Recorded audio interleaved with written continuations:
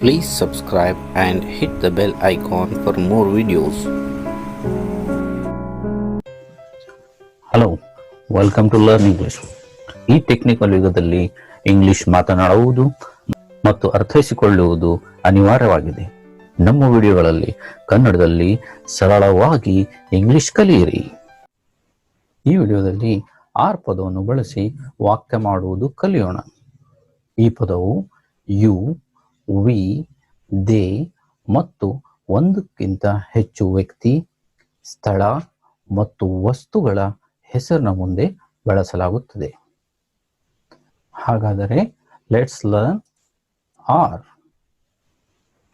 You are hungry ಅಂದರೆ ನಿಮಗೆ ಹಸಿವಾಗಿದೆ.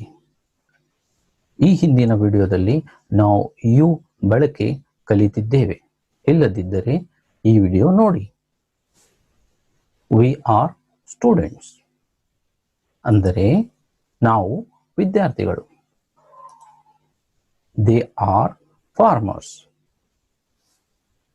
ಅವರು ರೈತರು. Raju and Anil are friends ಅಂದರೆ ರಾಜು ಮತ್ತು ಅನಿಲ್ ಸ್ನೇಹಿತರು.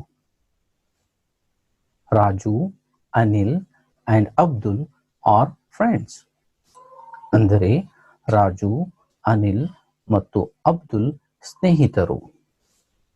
ಸ್ಟೂಡೆಂಟ್ಸ್ ಆರ್ ಹಿಯರ್ ಅಂದರೆ ವಿದ್ಯಾರ್ಥಿಗಳು ಇಲ್ಲಿದ್ದಾರೆ. ಈಗ ಬನ್ನಿ ನಾಟ್ ಹೇಗೆ ಬಳಸುವುದು ನೋಡೋಣ. ಯು ಆರ್ ನಾಟ್ ಹಂಗ್ರಿ ಅಂದರೆ ನಿಮಗೆ ಹಸಿವಾಗಿಲ್ಲ. ವಿ ಆರ್ ನಾಟ್ ಸ್ಟೂಡೆಂಟ್ಸ್ ಇದರ ಅರ್ಥ ನೀವು ಹೇಳಿ. They are not farmers. Raju and Anil are not friends.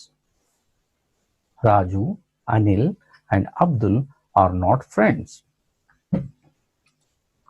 Students are not here.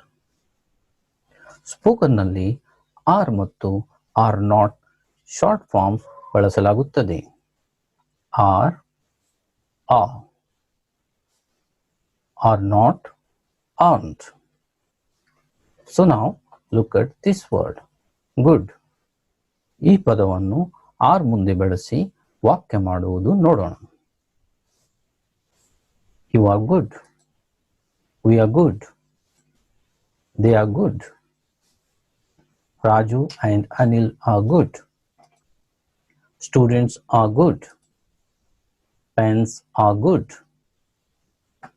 ಈಗ ಆರ್ ನಾಟ್ ಬಳಸಿ you aren't good, we aren't good, they aren't good, Raju and Anil aren't good, students aren't good, pens aren't good. ನಾವು video pause ಮಾಡಿ and look at these words. ಈ ಪದಗಳನ್ನು R ಮತ್ತು are not ಮುಂದೆ ಬಳಸಿ practice ಮಾಡಿ. Hope learning English is being easy for you. Please like, share and subscribe.